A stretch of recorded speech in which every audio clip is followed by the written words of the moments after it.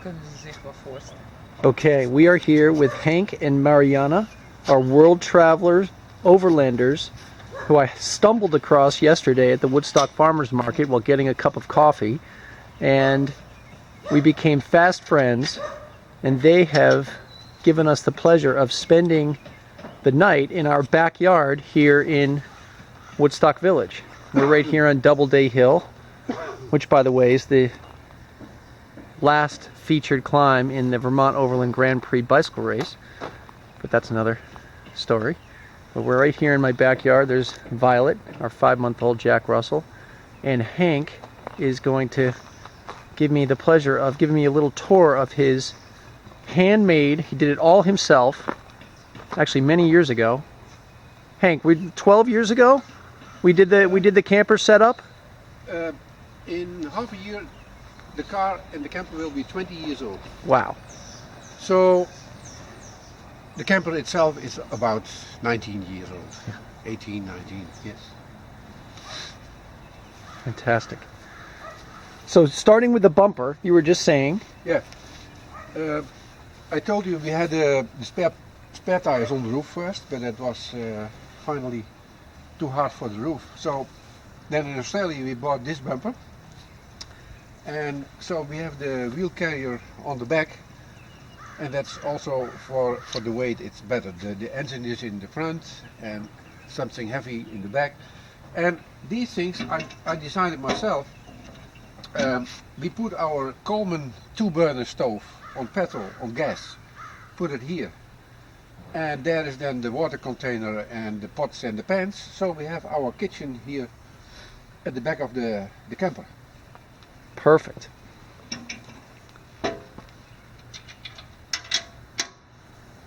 And then here there is mosquito wire.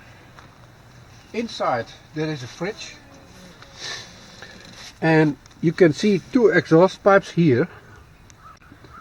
Do you know what brand is this?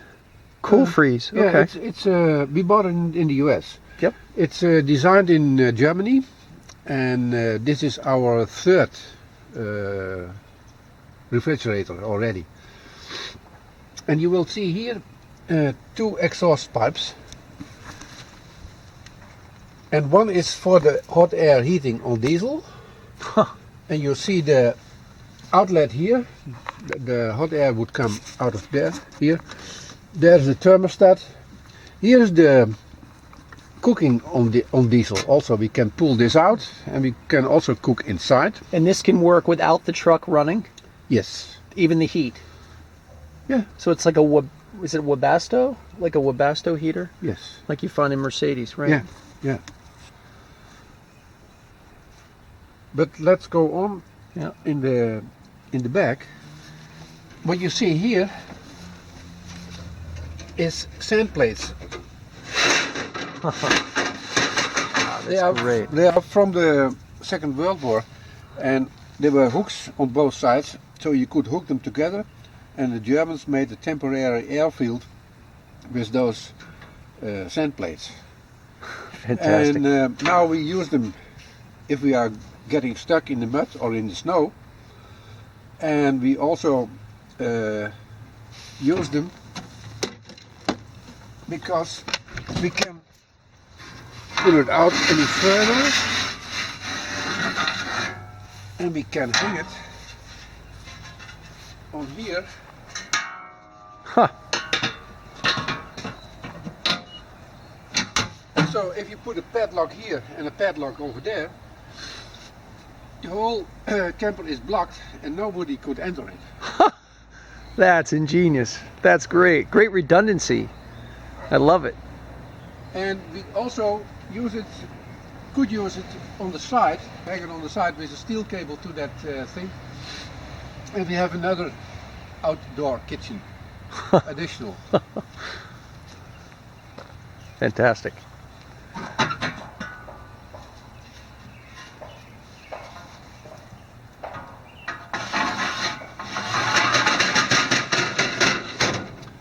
And here you can undo the attachment of the camper on the bed of the pickup. And at home we have hydraulic legs on wheels, so we could slide the whole camper out of the bed. Fantastic.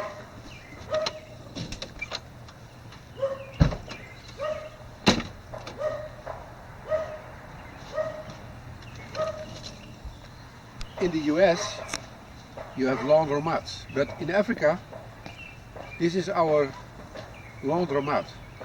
You put dirty clothes, soap and water, and you start driving the whole day like this, and then at the end of the day you only have to rinse it. Ingenious. There is a spare, two spare leaves for the suspension. Over there is a barbecue, adjustable. There is another barbecue in here, a foldable one. This is our emergency toilet. Waste bin tucked away nicely. Yes. And you built all this cabinetry yourself. Uh-huh. And I told you yesterday, on the spare tire over there is another grill. Oh yeah. The Australian Barbie. Yes, but I bought it in South Africa. Aha. I love the way it fits so nicely around the tire. Yeah. And to sleep inside we can choose. We can lower the table over here. This plank comes there and you put all the pillows next to each other and you can sleep on this level. But mostly we pull out those planks and then we sleep on the higher level, and on three sides we have mosquito wire, so even if it's very humid we have a little bit of a breeze and it's bearable, and we can sleep without air conditioning. So it looks like you could sleep a total of four very comfortably. We did it sometimes, yes, but they have to have their own car, because you don't want to travel in the back of this camper. Yep. Probably not allowed, and you can't see anything. Excellent. So now we can go inside. Here we have our water tank. I don't have a water tank. I had it before in another camper, but if you get dirty water in Africa, you spoil the whole tank, and now we only have 10 liters, and then if you happen to get dirty water or brackish water, what happened before, then you only have to rinse this small tank and it's okay. And we have a couple of those tanks, and they are here. I'm sitting on it. So there is 4 more water tanks. There is the wine, there's the Coleman stove, our leaning chairs, we can sit outside. And this table, we also have a tripod for it, so we also can use it outside. Huh.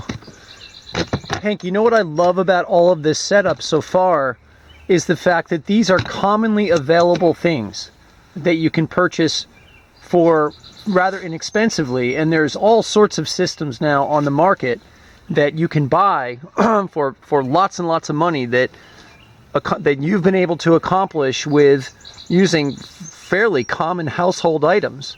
And they've worked very well for you, obviously, because you've been doing this now for 30 years. 20. 20 years. Yeah. Okay. And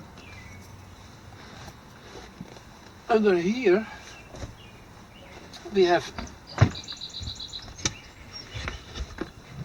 our computers. They are here. But here are 2 deep cell batteries. Ah. Because we have solar panels on the roof. Fantastic. And those batteries, they will be charged by the engine when we drive, but also by the sun. So we can easily camp for a couple of days without driving and still having enough energy for the lights or to start the heating or whatever, to charge our computer batteries.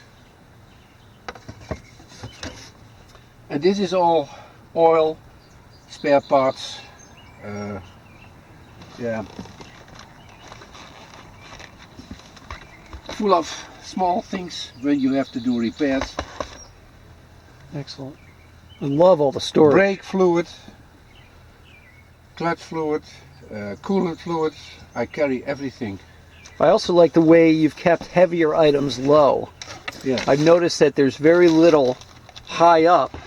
We actually did a little trail network in South Woodstock yesterday in the vehicle, and I was amazed at how we had a couple of off-camber situations, and I was amazed at how stable this is. Of course, I'll do a shot afterwards, but this is a beautiful 70 series Toyota Land Cruiser pickup. That's the platform. So see, I even have an electrical drill with me, and Henk, you're an engineer. You're a construction engineer by Not a background, mechanical. retired. Yes. So Not a mechanical. But you see, everything is full. This is our second house, and we live 50% of our life. We live in this small camper. fantastic. And here is the clothing. Here is the electrical wiring. And here is all things, and this is the medication. We have a small safe in here. And I noticed when I stumbled across you and Marianne yesterday, you were eating lunch. Yeah. Very quietly in the parking lot of the Woodstock Farmers Market, sitting in here without even the cap up, and no one would even have known you were there, unless I just happened to notice because the back door was open and because I was attracted to the vehicle, the 70 series Land Cruiser. So what a great design, in that you can be in here and no one would even know. Yeah. And this is our chopping board. This is for the forks and the knives, and so it's all ready to put it on the table. And this is also where I'm proud of. This is containers with tea, muesli, nuts, breakfast, and they are just fitting in here. So even on the ref racks, the lid can't go off. And there are nine containers like this. And there's even space left for more. How well, incredibly, incredible how the project is thought out, and that touches on another subject to every set. So it's very easy access, things out and making it way. It's very rules that to get my vehicle, put things. If I can't, one of the something I go by seconds and goes setting it, then I get out to do the setup in 30. And this is using rate. However, I have to read so easily. It's really, Of course, if everything is to do it again, accessible. I would, but off change things. Absolutely. Because now in Absolutely. years a lot of have 20 of different chain materials. You could even save material or room because this is more 18 millimeter. Nowadays you have cast aluminum, but they put aluminum and only 3 millimeters. Right. Carbon, it's millimeter strong, but all cupboards be big, then the would be bigger. So you got on the up. Did you notice this yourself? And these little lights you embedded. You made this is amazingly in craftsmanship. Amazing. Looks like something you find buy commercially. And this you would buy LED set, recessed a little thing. It's beautiful. It's lighting. It's our library. Here. Library. Fantastic. And I increased that library because I gave you my copy of First Year in England. Very big night, which you're going only, but you're going to read and just over send that back to me. And then our store it's over. You're going to So our winter clothing is there, and our Fantastic. sleeping bag. Look at look, I just noticed this. The drying racks. How great is that? It's got a very nautical feel in here. Everything is sort of miniaturized, but it's all super neat and tidy. Very well thought out. More storage behind here. And just to give you a feel, there's a ton of, I mean, I'm reaching as far as I can reach, and I still can't reach the ceiling. There's probably, what, 11, 12 feet of room in here. It's vacuous, the space, for such a small... And if it's cold, somebody will sit here, put a pillow here, and the legs would meet here. I would sit here, and there is a reading lamp here, so I could read and be warm. And there is a reading lamp here as well. And you're very comfortable. Love it. And we can have more ventilation and privacy. And privacy here. We can open this one. Mm-hmm. It doesn't open very far, but it still gives a little bit of a breeze if necessary. Shall we go and take a look at the cab? Yes. Let's do that. And I'm going to go and just go around the vehicle because I forgot to do that in the beginning. People are probably very interested in what the platform is here. Hank, what year? This is a FJ75? No, it is a HZJ75. HZJ75. HZJ, yes. HZJ75. What year? I bought it in.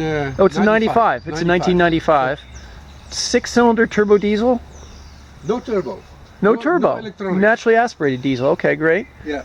And as I showed you yesterday, there is Old Man Emu suspension. Yep. And the Toyota, it has only 8 leaves, but this one has 12 leaves. And these are greasable shackles. Mm. You can grease them here and over there. There's a second tank, and the exhaust is all stainless steel. Excellent. Made by hand. Excellent. And I've noticed you've got these little other yes, here storage. is, for instance, I've got 4 extra shocks with me. And other stuff, hoses. And That's great. Yeah, we'll go. Just can open up to the the front format if you like. Hank calls it the Blues Cruiser because interestingly, he is a huge blues fan. Chicago blues are his thing. So he and Mariana go around to a lot of the blues festivals we have here in the States.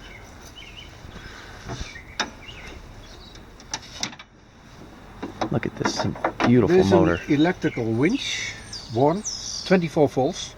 There's 2 batteries. Nowadays, the same model only has 1 battery and everything is 12 volt.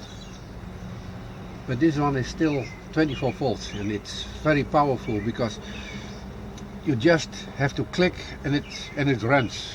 Wow. And because we went through all Africa and Australia, we bought an additional fuel filter. This is the standard fuel filter, but there is an additional one. This one is the standard, and that one is a paper filter. Excellent. Boy, it's so simple, and there's plenty of room in here to work on everything. Yeah, the only thing it doesn't have is an air conditioning. Right. But you have a bracket for it. Yes, we So you could always add it. Yeah, we could add it, but Fantastic. Do you find yourself wanting for more power without, the turbo? it could be, yes, because it's overloaded. Yeah. It's too heavy. Yeah. And also the radiator, normally it's sufficient, but because this engine has to work very hard because of the weight. Sometimes if you go a long time uphill, we have to put the heater on inside. Right. Open the windows to cool it down. Excellent. So let's take a look at this cab over here. I noticed yesterday you've got some interesting modifications. Yeah, the first thing we did is throw out the seat. So these are Recaro seats made in Germany, and they are very, very comfortable. And great support, good back support. Yeah. Many, many hours on the road. And here in the middle is my camera bag. Got a few cameras, and here we have water and all utensils. Fantastic. This is the alarm system. You need to give in a PIN code. Yep. Very important for security. This is the fire extinguisher, and this is a very modern one, made in Italy. You better throw that away because it only lasts 20 seconds, and this one does a couple of minutes. I love the size of this too. Yeah. And this is the one that will not harm your electrical system. Yes. And here is all my tools. Right there, handy. Yeah. Again, And there's another thing. I love the accessibility. So often we have our toolkits buried so deeply we don't want to go and find the tool because it will take us too long. And here is more tools and spare kit for lamps, lights.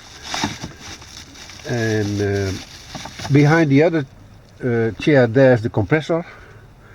Here is my chain for in winter. What do you call them? Tire chains. Tire chains. Yep. Yeah. Is laying there also. I like the overhead storage.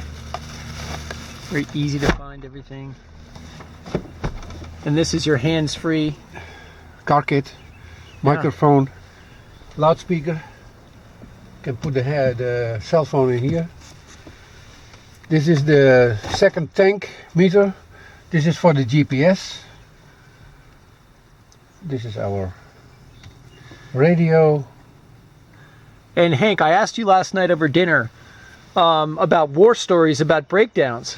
And you, interestingly, but not surprisingly with a Toyota, you really didn't have any in all of your travels all around the world. Can you just rattle off the countries that the places that you and Marianne have been in 20 years? Oh, the Baltic Sea countries like Finland, Norway, Sweden. We went back through the Letland, Lithuania, and the Baltic states. Let's say through Poland. We traveled all Europe, but since 2002 we are on the world travel. So from the Netherlands we went through Germany, Austria, and finally ended up in Turkey. And from Turkey we went through Iran, Pakistan to Nepal. There the car was on the highest pass in the world, which was 5,600 meters, which is 18,300 feet. And then from India we shipped the camper to Australia. We were staying there for a year about, and then we shipped it to Durban, South Africa. And we stayed in Africa for a couple of years, and we went back home along the east coast, like Mozambique, Tanzania, Kenya, Ethiopia, Sudan, Egypt, Jordan, Syria, Turkey, and then you're almost home. That was in 2009, and the same year we shifted to Buenos Aires in South America, and we spent a couple of years there. And 2 years ago we shifted from Colombia to Veracruz in Mexico, and last year we came in from Mexico through Texas, Laredo, and then we drove immediately to Alaska. And we have been to Florida and Mississippi. Yeah.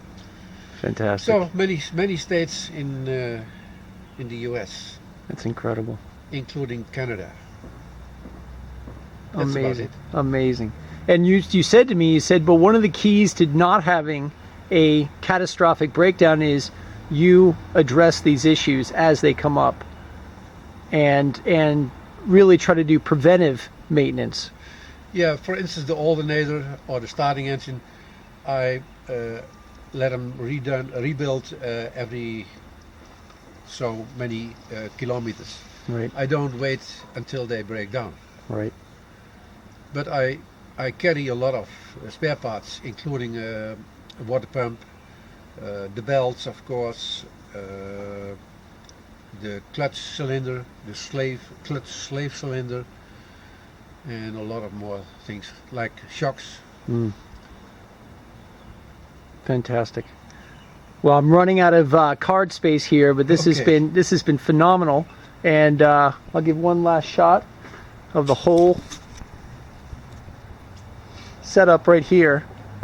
But fantastic. Henk and Marianne. You can actually Google them, Henk and Marianne, like it sounds, and I think it's .nl.